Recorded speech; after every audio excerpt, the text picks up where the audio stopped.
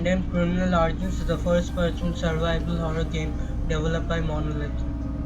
I have often heard people say it is an underrated masterpiece, so I decided to see what it does so well that people remember it a decade and a half later it was released and call it one of the best horror games they have ever played.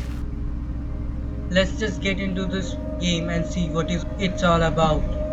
In this game you play as a special agent in the serial crimes department by the name of Ethan Thomas. He is the most talented among his colleagues. The game starts at a crime scene. Here you see a woman who has been murdered by the matchmaker. He is a serial killer who kills women and places a male mannequin near her and leaves a mark on the mannequin's face. A special agent is chasing a serial killer. It is pretty standard stuff for movies of that era, but I don't think many games have done this. This game leans heavily into that genre of detective movies and western horror, and there are many tropes it falls into. The developers even cited Seven and The Silence of the Lambs as inspirations for this game. Enough about the background of this game, let's talk about the visuals and art direction.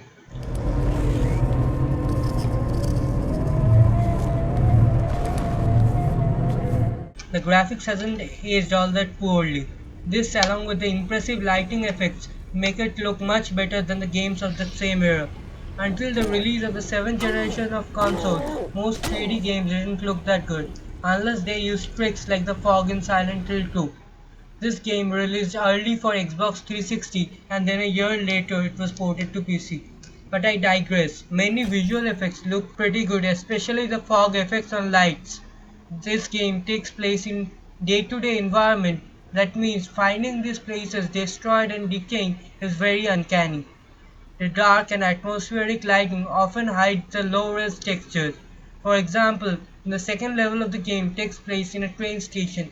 The whole place looks rotten. There were trains flying through the area, but that seems to be the only thing anywhere near sane here. Another thing that helps the atmosphere is the amazing sound design. There is a soundtrack to this game, but you will never really hear it. It is pretty muted and mostly used for cutscenes. The ambient noise is where it's at. You will hear different noises from the valves to the low hum of abandoned places and the paranoia inducing glass breaking or footstep noises. I mean, this game will tell you an enemy is there, but never show you until much later. This helps in building tension. And meanwhile, you will jump at every noise you hear because you have less health, which I will come back to in the gameplay portion of the video. And other thing to mention, there are other aspects of the presentation that hasn't aged well, namely the character models and animations. Not the animations during combat. The combat animations is top notch. I will talk about that later.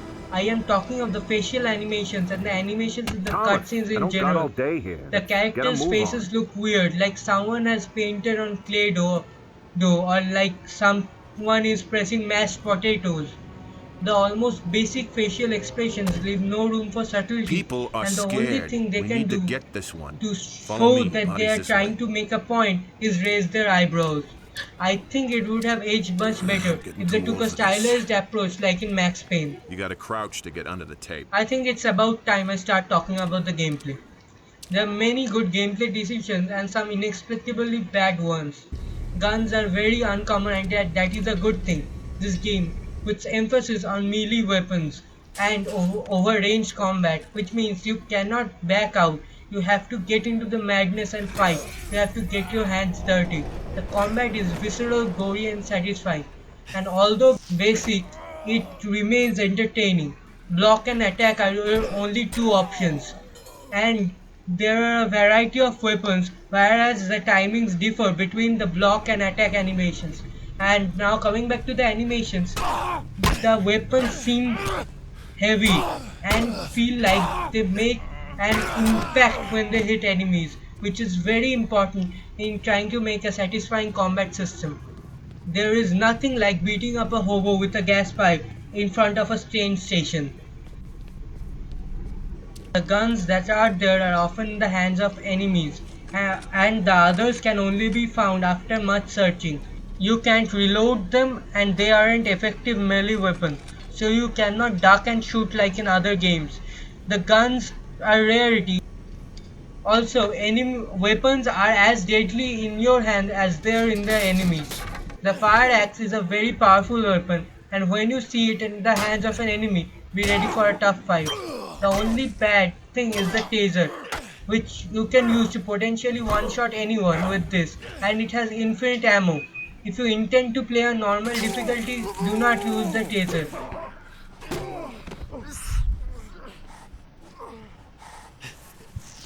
I think it would have been better if the taser could have only been used point blank. The combat can get a bit repetitive by the end, but it is still enjoyable. The levels are designed such that the enemies could come from any direction, and this prevents the funneling of enemies, which leads to predictable AI behavior. There is always more than one direction from which the enemies could come, and they can even break through windows. No space is safe, and this boosts the tension through the roof. Enemies could be anywhere. Speaking of enemies, the enemy AI is absolutely amazing. They will flank you, feint attacks to get you to block early. They will pick up anything in their vicinity to kill you. They will climb over obstacles, ambush you, and hide from you to prevent getting creamed. There are also various types of enemies. For the sake of spoilers, I won't be listing them, but I will say that the level 4 is my masterpiece, and this introduces one of the best enemies in the game, and I will highly suggest skipping this part if you haven't played it, and go to the timestamp on screen.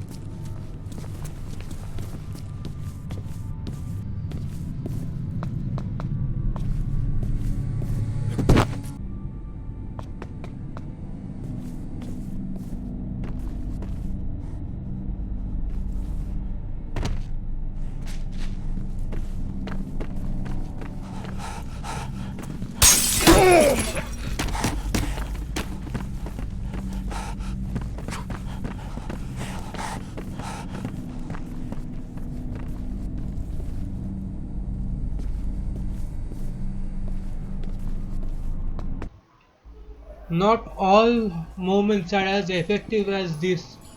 There are many moments that fall flat, and there are occasional jump scares from predictable places. But there are genuinely scary moments in the game, as many psychological horror aspects. That seems unlikely, doesn't it? We have psychiatric staff that can help you sort things out. With all due respect, I don't need a shrink.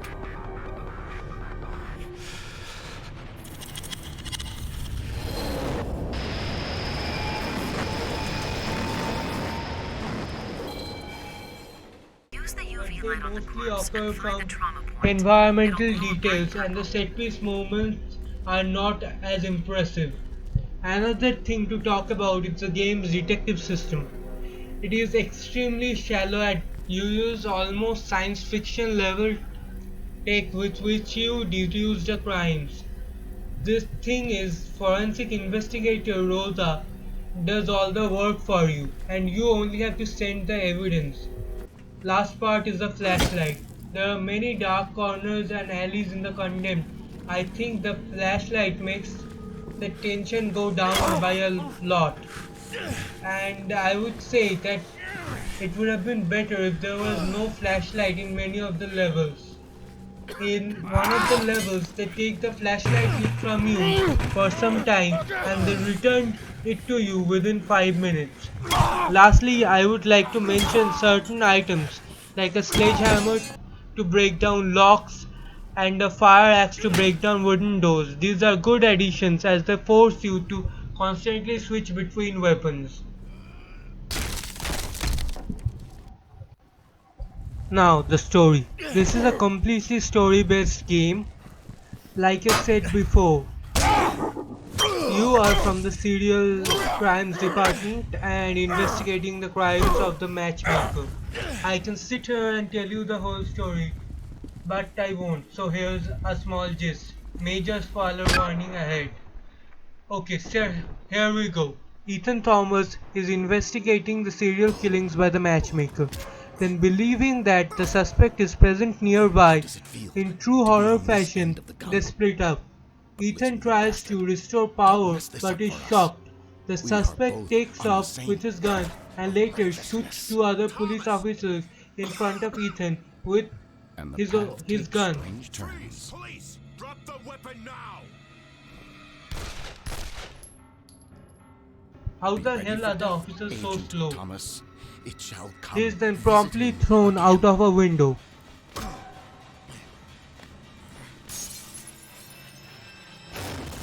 Later, he wakes up in the apartment of Malcolm Van Horn, who is his father's old friend, and now he has learned that the police thinks he Hello, Ethan. has murdered his fellow Who officers are you? and not the What is going suspect. on? Calm Then you spend the yourself. next level My tracking name is down the Malcolm real Van killer Horn.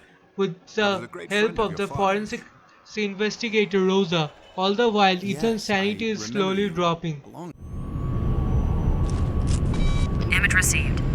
Looks like a blueprint for a Holman number 8 subway passenger car.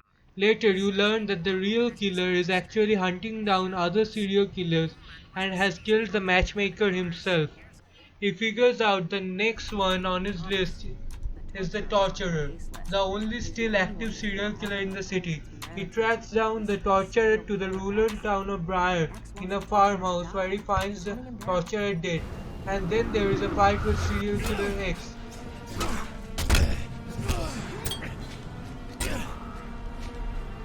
After which Malcolm hits you in the back with a shovel and tries to save the serial killer, who is actually his nephew. Later, you wake up Leland. Nephew, please listen to me. I am here to help.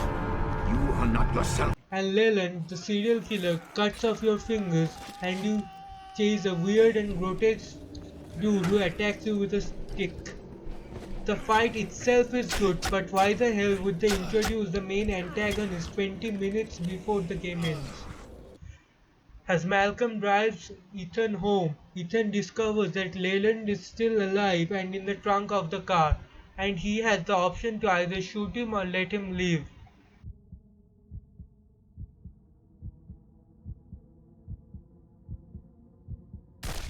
Later, you're cleared of your charges, and Rosa tells you that the entire thing is happening because of a cult.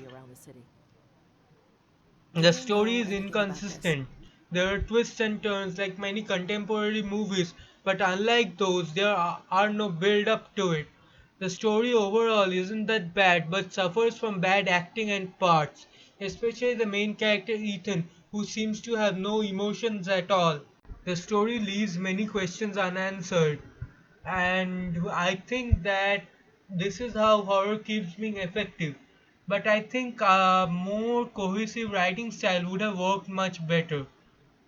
So, in conclusion, this game is good. I think fans of the survival horror genre will appreciate it, and I think it has enough things for newcomers to this genre. There is nothing like this that I have come across, and the visceral and brutal gameplay and the strong atmosphere makes for an experience worth your time.